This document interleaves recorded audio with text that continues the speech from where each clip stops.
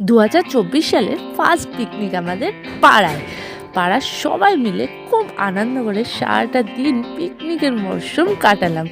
রোজকার একঘেয়ে জীবন থেকে একটা গোটা আলাদা দিন, খাওয়া দাওয়া, নাচ গান, আরও কত কি গল্প গুজব, হাসি ঠাট্টা সব কিছু মিলেমিশে একটা গোটা দিন হই হই করে সবাই মিলে কাটিয়ে নিলাম।